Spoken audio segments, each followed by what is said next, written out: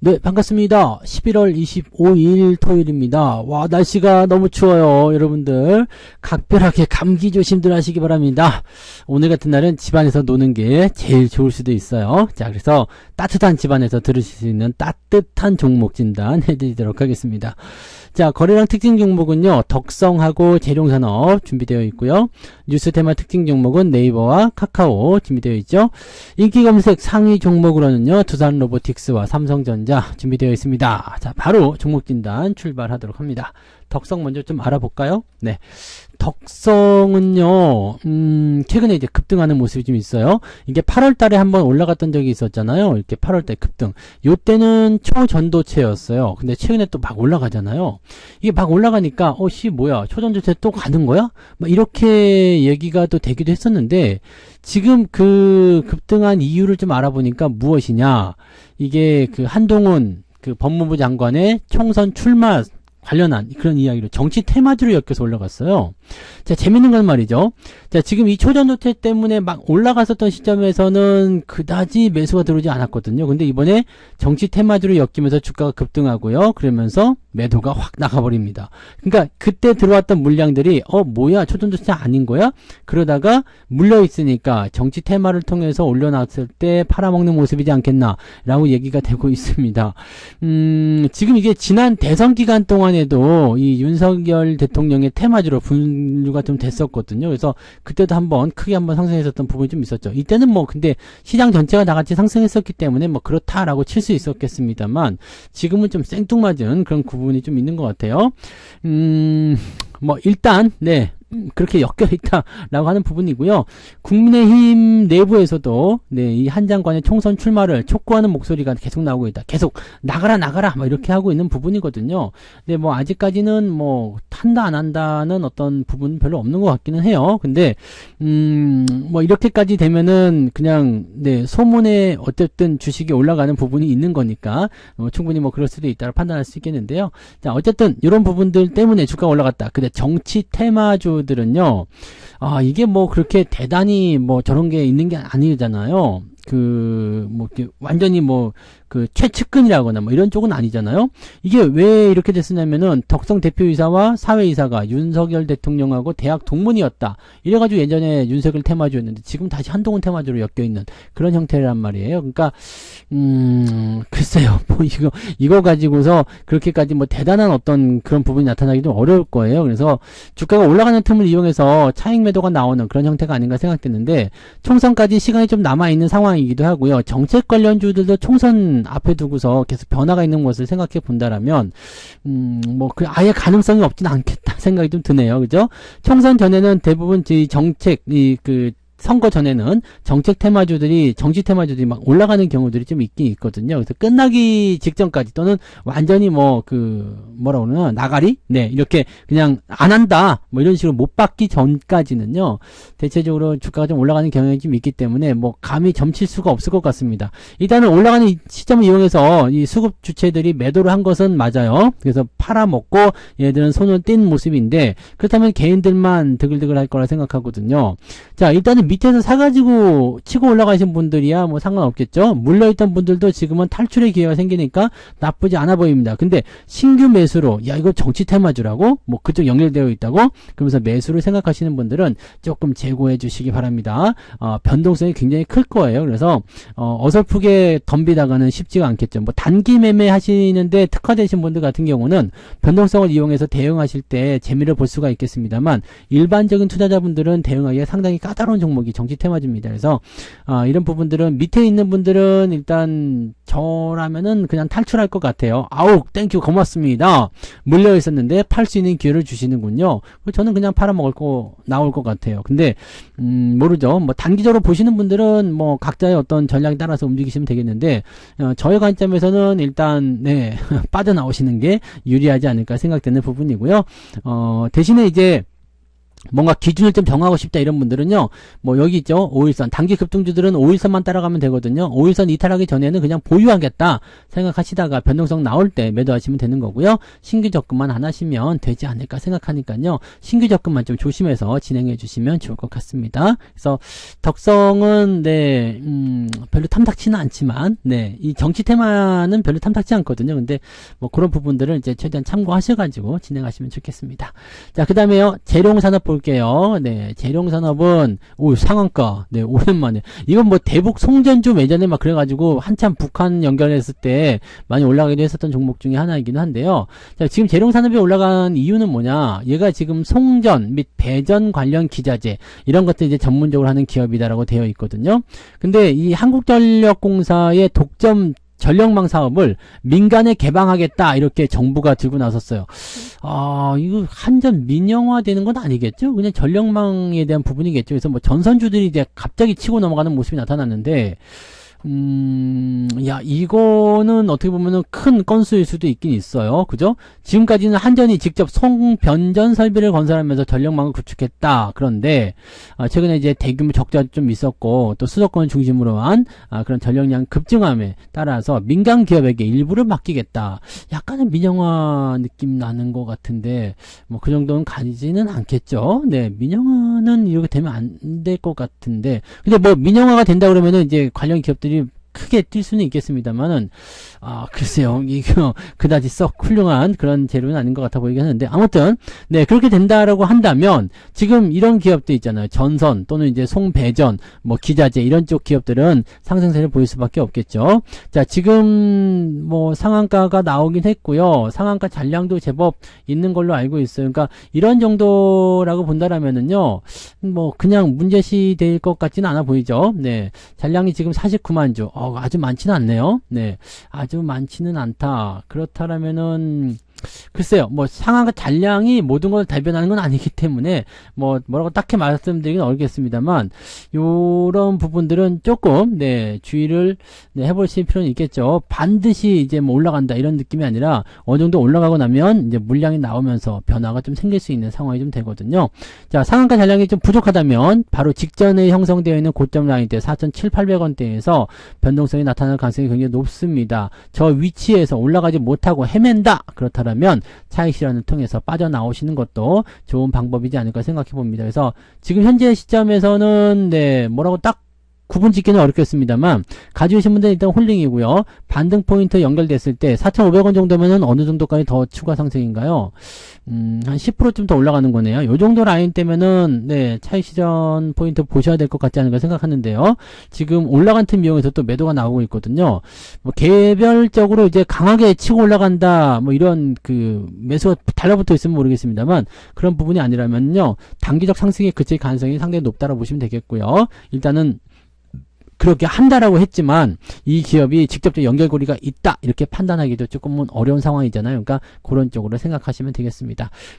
지금 제가 보는 관점에서는요, 단기적 상승이 강하게 붙어가지고 진행된다라고 한다라면 뭐 그냥 막 갭으로 튀어 올라가가지고 10% 20% 올라가면은 굳이 팔 필요는 없겠지만, 애매하게 4,600~700원대에서 들락날락하는 모습 보여준다 그러면은 차익 매도 한번 고려해 보실 필요가 있다는 거 말씀드리고요. 신규 접근은 지금 들어가시기는 늦었죠. 그래서 신규 접근 하지 않는 쪽으로 보시는 게 맞겠습니다. 네. 자, 그 다음에 카카오 볼게요. 카카오 쪽에 대해서 요즘에 말이 좀 많은 편이죠. 네, 말이 많은 편인데, 무슨 말이 많으냐? 뭐 이것저것 해가지고 많이 사고 있다, 뭐 이런 얘기들도 나오고 있기도 하고요. 그 다음에 이제 뭐 뉴스 기사들 보면 재밌는 거 많죠. 비자금까지 다 넣어서 그냥 물타기 했다, 뭐 이런 부분도 좀 있기도 하고, 올라가니까 손절했다, 뭐 이런 얘기도 있기도 하고, 뭐 말들은 많습니다. 근데 카카오는 이제 경영진 리스크, 뭐 사법 리스크, 뭐 이런 거 해가지고 주가가 많이 떨어졌던 구간이 좀 있었죠. 자, 요것도 이제 공매도에 대한 공격을 많이 받았을 거라 생각해요. 그래서 주가 많이 떨어졌잖아요. 이게 17만원까지 올라갔던 게 이제 4만원까지. 물론 지금 자체로서도 퍼가 굉장히 높게 나타나기도 하고요. 사법 리스크나 뭐 이런 거 부분들 계속적으로 진행되는 건 맞죠. 그 인식 자체가 굉장히 나쁘게 나온 것은 맞아요. 그래서 이런 부분들 때문에 조금 주가 상승이 그렇게 미덥진 않은 상황이긴 합니다. 근데 너무 많이 내렸기 때문에 기술적 반등에 대한 포인트로 쭉쭉 치고 올라가는 모습은 지금 있는데 매물대 도착하면서 아니나 다를까 주춤하는 모습이 좀 나타나고 있죠. 그러니까 쭉쭉 치고 올라가는 부분들은 어느 정도까지 예상이 되지만 이 상승에 대한 부분들이 연속적으로 나올 것인가, 추세를 돌릴 것인가, 여기는 아직까지는 불확실합니다. 다행인 것은 기관과 외국인 매수가 그래도 다시 들어오기 시작하면서 주가를 밀어 올려주고 있기 때문에 여기서 만약에 저점을 형성해 준다라면 주가는 더 괜찮아질 수도 있겠죠. 자, 아직까지는 지금 자리가 둥 떠 있는 자리이기 때문에 뭐 바로 치고 올라가는 V자 반등 기대하기 좀 어려울 것 같아요. 지금 카카오 같은 경우는 지지라인 대가요. 이렇게 보시면 여기 지금 3만원대 초반에 있다고 그때도 말씀드렸던 것 같아요. 요 정도에 있기 때문에 지금 여기 37,000원까지 내려갔다가 올라가는 부분들을 진짜 바닥으로 볼 것이냐, 아니면 다시 3만원대를 확인하기 위해 들어올 것이냐, 이건 아주 불확실하죠. 근데 만약에 37,000원대를 저점으로 형성한 다음에 바닥을 형성하게 된다면 현재 시점 여기 위쪽 그 매물대 라인하고요. 그 다음에 아래쪽 4만원 지지 라인 때 요 구간대에도 횡보를 하게 될 가능성이 굉장히 높습니다. 왜냐면 그냥 바로 올라갈 수가 없어요. 이 이평선의 각도가 상당히 안 좋은 데다가 지금 카카오 쪽에 좋은 얘기가 하나도 없잖아요. 그러니까 이런 상태에서는 뭔가 이제 이런 추세 변화라든지 이런 걸 만들기 위해서 정렬을 좀 시켜줘야 되거든요. 여기는 많이 떨어졌기 때문에 올라가는 부분들이고요. 자, 어느 정도까지 올라왔어. 그럼 이제 아직까지 하락 추세의 연장선에 있잖아요. 이 부분들을 완성시키기 위해서는 옆으로 횡보하면서 분위기를 만들어줘야 되겠죠. 그러면 역배열이 자연스럽게 모이면서 정배열 전환이 되고요. 그때 상승 추세로 전환 포인트가 나타날 수가 있습니다. 그러니까 여기를 저점으로 확실히 만들겠다면 그렇게 나와야 되는 거고요. 여기도 저점이 아니다라고 한다면 3만원까지 또 열어놔야 됩니다. 그러니까 지금 위치에서는요, 가지고 계신 분들은 매도를 할 이유는 없을 것 같다 보입니다. 왜냐면 여기가 저점이 됐을 경우에는 지지라인이 강력하게 형성될 수 있기 때문에 현재 시점은 그 라인을 넘어섰죠. 넘어서서 유지가 되고 있기 때문에 지금 상태에서는 그냥 홀딩 하시면서 보시는 게 더 유리합니다. 매수 의견 같은 경우는요, 지금은 조금 이격이 벌어져 있기 때문에 횡보 아니면 아래쪽 조정이 좀 필요하거든요. 그러니까 따라가면서 매수하는 건 좀 어려워 보이고요. 내려왔을 때는 한번 감안을 해보실 필요는 있을 것 같아요. 여기가 저점이라면요. 근데 아직까지 높은 퍼라든지 그 다음에 어떤 인식적인 부분들이 좀 안 좋다라는 거, 이런 것들은 감안을 충분히 하셔야 될 것 같습니다. 그리고 수급이 조금 들어오고는 있습니다만 그동안 있었던 수급을 다 빼놓은 상태이기 때문에 얘네들 다시 채우려면요 시간이 오래 걸려요. 즉 하락하고 나서 이제 쭈빗쭈빗하면서 바닥을 잡아가는 모습을 일단은 상당 기간 확인하셔야 되기 때문에 여기서 뭐 대박을 노리고 들어온다, 이거는 어렵겠죠. 그러니까 신규 매수 하시는 분들이 있더라고 하더라도 대박을 순식간에 노리고 접근해야 되겠다, 이런 판단은 좀 어렵고요. 개인 투자자들이 지금 올라갈 때 계속 이제 더 떨어질까봐 손절하시는 분들 많이 있다라고 하는데 매도가 실제로 많이 나왔죠. 그래서 그런 부분들을 우리 체크해 보시면 글쎄요, 뭐 좋을 수도 있고 나쁠 수도 있고 지금은 애매한 구간일 것 같습니다. 일단 바닥을 잡게 된다라면 괜찮아 보일 것 같고요. 지금 현재로서는 그래도 큰 고비는 하나 넘어간 것 같은 그런 느낌이라 보시면 되겠습니다. 지금은 이제 바닥 저점을 잡아주기를 기대를 해줄 수밖에 없겠다, 이렇게 판단되니까요. 조금 지켜보면서 대응하셔야 될 것 같아요. 가지고 계신 분들은 홀딩이고요. 매수 의견은 지금 당장보다는 좀 가격이 떨어진 이후에 신중하게 생각해 보시는 게 좋을 것 같다 판단이 좀 듭니다. 자, 그 다음에 네이버 한번 볼게요. 네이버는 괜찮다고 말씀드렸죠. 네이버는 지난번부터도 계속 말씀드렸는데요. 네이버는 저점 지지가 이미 다 떨어졌어요. 그래서 이 지지라인대에 대한 그 저점 포인트까지 내려왔었기 때문에 카카오하고 같이 떨어지긴 했습니다만 요거는 이미 다 떨어져 가지고요. 현재 시점에서는 저점 지지 라인대가 유지가 되고 있는 모습입니다. 그러니까 카카오 같은 경우도 이런 식으로 즉 많이 떨어진 이후에 반등이 나오는 건 좋은데 이런 식으로 바닥이 형성이 된다는 얘기죠. 그리고 나서 보세요. 역배열이 진행되고 나서 지금 이평선 모이는 구간까지 상당 기간 걸리잖아요. 요런 모습이 나올 수 있다는 얘기입니다. 이런 것도 참고하시기 바라고요. 네이버 같은 경우는 일단 이평선 다 모아놨고요. 이거 AI와 같이 포함되죠. 생성형 AI 이쪽으로 가지고 진행되고 있기 때문에 지금 이평선 골든크로스 나오는 건 나쁘지 않습니다. 추가 상승에 대한 가능성 열어놓을 수 있기 때문에 이 네이버 같은 경우는 괜찮습니다. 거기다가 지금 실적도 늘어나고 있는 상태예요. 자, 그러면 빠질 거 다 빠졌고요. 그 다음에 실적 증가세 보여주고 있고요. 그 다음에 지지선 형성됐고 이평선 모여있고 AI와 연결된 호재성 재료까지 있다. 뭐 나쁘지 않겠죠? 가지고 계신 분들 홀딩 그냥 가시면 되겠습니다. 그냥 가시고요. 매수 의견도 지금은 나쁘지 않아 보입니다. 오히려 저는 카카오보다 네이버가 더 훨씬 더 괜찮아 보이니까요. 둘 중에 하나를 고르라면 저는 지금은 네이버를 사겠다. 물론 예전에도 그렇게 말씀드렸습니다만 네이버를 사겠다 이렇게 보시면 되겠습니다. 그래서 네이버 쪽이 지금은 이제 예전에는 뭐 카카오가 막 성장하면서 네이버 비켜 막 그랬었는데 지금 카카오가 스스로 쪼그라들면서 지금은 네이버 쪽으로 움직임이 나오고 있으니까 그런 부분들을 좀 체크하시면 될 것 같아요. 뭐 현재로서는 네이버는 네 괜찮아 보입니다. 다만 이제 시간이 어느 정도 걸릴지 모르죠. 이평선 모였고 바닥 잡았다고 하더라도 상승으로 연결되려면 뭐 수급도 들어와줘야 되고 업황도 좋아져야 되니까 시간은 조금 필요할 수도 있겠다라고 판단하시면 되겠습니다. 다만 지금 현재 시점은 나쁘지 않아요. 그래서 홀딩 전략 유지하시는 건 나쁘지 않고요. 신규 매수도 지금으로서는 나쁘지 않습니다. 근데 왕창 밀어넣지 마시고요. 조금씩 보시면 좋지 않을까 판단됩니다. 네. 자, 그 다음에 두산 로보틱스 볼게요. 두산 로보틱스 같은 경우는 신고가가 나와버렸어요. 저는 여기 6만원대 초반에서 여기서 팔았거든요. 근데 요거 지금 네 75,000원까지 계속 와. 저도 네 수익률 제법 많이 만들긴 했는데 130% 네, 나왔었죠. 근데 지금 이거는 뭐 계속 치고 넘어갑니다. 이게 로봇 관련한 이슈가 좋게 나왔기 때문이거든요. 로봇 관련한 이슈가 좋게 나왔기 때문인데 배달용 로봇 뭐 이런 거 나와 있죠. 네, 그 로봇 관련한 어떤 법 개정이 일어나게 되면서 그때부터 그냥 강세를 계속 보이는 것 같아요. 쭉쭉 치고 넘어가는데 재밌는 거는 뭐냐면 레인보우 로보틱스나 네, 요거를 이제 그 우리가 저걸로 봐야 되잖아요. 레인보우 로보틱스. 요게 이제 어떻게 보면은 실질적으로 두산하고 같이 연결고리가 있는 그 하나의 큰 덩어리고요. 근데 얘네들은 많이 안 올랐어요. 특히 다른 로봇 관련주들은 많이 안 올랐어요. 두산만 지금 올라간 거거든요. 그럼 두산만 특화돼서 뭐 대단한 거냐라고 할 수 있겠는데 또 그것도 아니죠. 근데 수급이 이쪽으로 쭉 들어오고 있고요. 그러니까 두산만 뭐 대단한 게 있냐라고 보지만 또 그거는 아니다라고 본다면 이쪽으로만 몰리는 형태가 있는 것이 아니겠는가라고 볼 수가 있겠죠.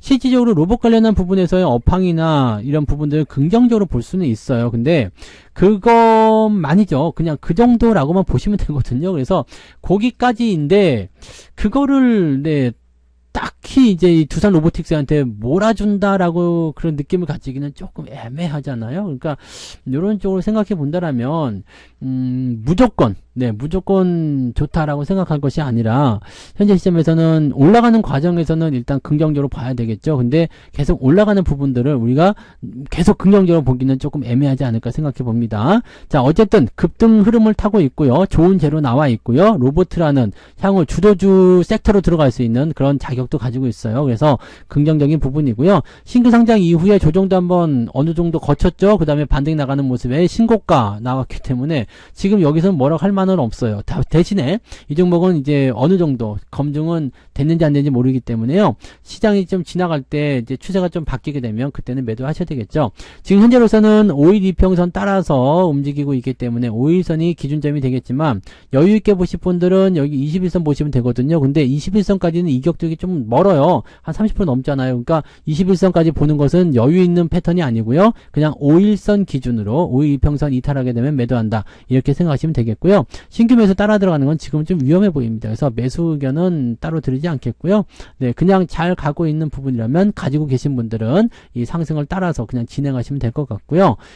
저는 뭐 팔아먹었으니까 신경 쓰지는 않겠습니다만 약간 다른 종목에 비해서 자기 혼자 잘났다고 튀어나가는 것은 네, 한 대 얻어맞을 가능성이 높습니다. 지금 과매수 들어간 거 보이시죠? 과매수가 들어가 있으면 조만간 조정이 나올 수 있다는 얘기예요. 그러니까 여기에 대한 주의는 항상 꼭 하고 가시는 것이 필요할 것 같다 판단되니까 이 부분 참고하시기 바랍니다.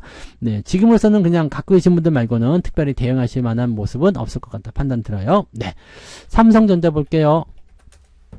삼성전자는 뭐 굳이 설명을 안 드려도 되겠죠. 네, 뭐 하이닉스 삼성전자에서 뭐 반도체 업황이니 뭐니 등등등 여러 가지잖아요. 지금은 단기 조정이 들어와야 되는 위치라고 말씀드렸었어요. 그래서 매수 따라 들어가지 않는 게 중요하고요. 요거는 지금 21선의 지지를 받을 것인지 61선의 지지를 받을 것인지 모릅니다. 다만 7만원까지 주가가 떨어지게 된다면 아마도 이제 매수 포인트가 또 강력하게 형성되지 않을까 생각해 보는 부분이고요. 이제는 뭐 6만원대 매수하기는 좀 어려워 보이잖아요. 그래서 7만원 수준 가까울 때 매수하시는 게 유리하지 않을까 생각되고요.